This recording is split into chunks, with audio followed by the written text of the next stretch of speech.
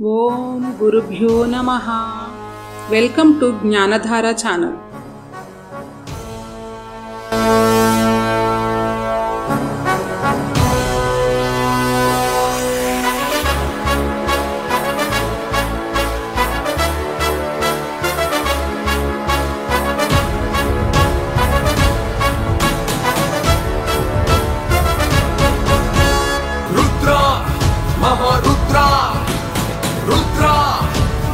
వేదం.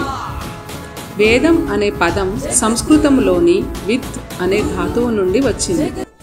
విత్ అంటే తెలుసుకోవడం, జ్ఞానం అని అర్థం. వేదం అంటే దైవజ్ఞానం అని అర్థం. వేదాలు హిందూ ధర్మంలోని ప్రాచీనమైన, సనాతనమైన, ప్రామాణికమైన, పవిత్రమైన గ్రంథాలు. పటిష్టమైన భారతీయ సంస్కృతికి మూలస్తంభం వేదం. సర్వ మానవాళికి మార్గదర్శకత్వం వేదం. సనాతన ఋషుల తపఫలితం వేదం. మన ఋషులు, మునులు, మహర్షులు ఆత్మసాక్షాత్కారం పొందిన తపోనిష్ఠులు.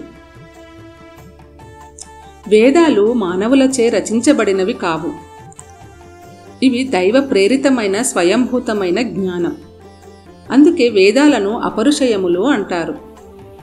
వేదాలు శాశ్వతమైన సత్యాలు, పరమాత్మ చేత నిత్యంగా ఉన్న జ్ఞానం. ఆత్మసాక్షాత్కారం పొందిన మహర్షులు సదా ధ్యానంలో పరమాత్మతో మమైక్యమై నిర్వికల్ప సమాధిలో ఉంటారు. అందువలన వీరికి ఆంతర్యంలో ఉన్న పరమాత్మ యొక్క వాణిని వినగలుగుతారు. ఈ విధంగా పరమాత్మ తెలిపిన జ్ఞానాన్ని శ్రవణం చేశారు. ఆ జ్ఞానమే వేదమంత్రాలు. ఈశ్వరుడు స్ఫురింపచేశాడు కావున వీటిని ఈశ్వరోక్తములు అంటారు. ఈ వేదమంత్రాలు మానవ మేధస్సు నుండి వచ్చినవి కావు, పరమాత్మ దర్శింపచేశాడు. ఋషులు ఈ మంత్రాలను దర్శించారు కాబట్టి వీరిని ద్రష్టలు అంటారు. సదా సమాధినిష్టలో ఉన్న ఋషులకు పరమాత్మ అనేక సృష్టి రహస్యాలను, ఆత్మతత్వాన్ని, పరమాత్మ తత్వాన్ని వేద మంత్రాల ద్వారా బోధించారు. అతి శక్తివంతమైన, మహిమాన్వితమైన ఈ వేదమంత్రాలు మానవాళికి ఎంతో నిగూఢ జ్ఞానాన్ని అందించినవి. వేదమంత్రాలను అందరూ సులభంగా పఠించలేరు. కారణం, ఇందులో మహర్షులు అనేక ముడులను వేశారు. మంత్రాన్ని రాగయుక్తంగా పాడాలి, స్వరసహితంగా ఉచ్చరించాలి. భాషాదోషాలు లేకుండా స్పష్టమైన ఉచ్చారణ ఉండాలి. మంత్రంలోని అక్షరాలను, ఒత్తులను, స్వరాలను, రాగాలను జాగ్రత్తగా, శ్రద్ధతో, ఏకాగ్రతతో పఠించినప్పుడే ఆ మంత్రం యొక్క భావం యథాతథంగా భగవంతుడికి నివేదన జరుగుతుంది. అంతేకాని చిలుక పలికినట్లుగా త్వరగా పఠిస్తే పదాల అర్థాలు, మంత్రం యొక్క భావార్థం మారుతుంది. వేద మంత్రాలను శ్రద్ధతో, ప్రేమతో పఠించాలనే మహర్షులు స్వరజ్ఞానం అనే ముడిని వేసి మంత్రాన్ని పటిష్టంగా, శక్తివంతంగా రూపొందించారు. వేదాలు 4. అవి ఋగ్వేదం, యజుర్వేదం, సామవేదం, అథర్వవేదం. ఈ చతుర్వేదాలలో మొత్తం 20,350 మంత్రాలున్నవి. ఈ 20,350 మంత్రాలను 612 వేదర్షులు దర్శించారు. ఇక ఈ వేదంలో కేవలం దేవతాస్తుతి మాత్రమే ఉంటుందా? వేద మంత్రాల ద్వారా మహర్షులు మానవాళికి ఎటువంటి జ్ఞానం అందించారు అనే విషయాలను తెలుసుకుందాం. భగవంతుడు సాకారుడు, నిరాకారుడు.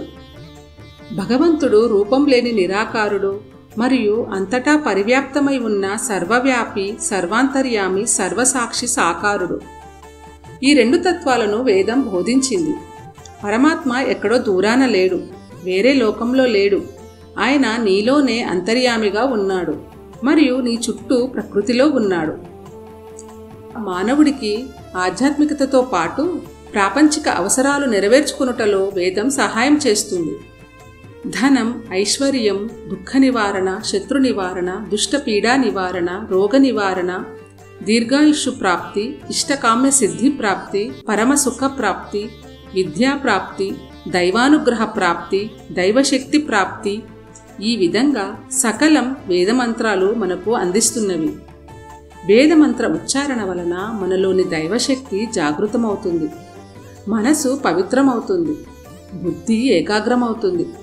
ఇటువంటి అతి శక్తివంతమైన మంత్రాలతో భగవంతుడిని ఆరాధించడం వలన భగవంతుడు త్వరగా స్పందిస్తాడు, మన కోరికలను శీఘ్రంగా నెరవేరుస్తాడు.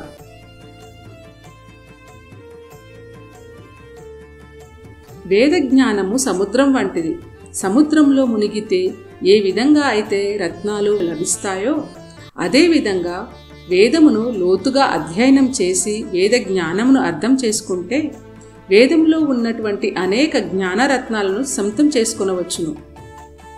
ఈ విధంగా వేదం గురించిన విషయాలను రేఖామాత్రంగా తెలుసుకున్నారు.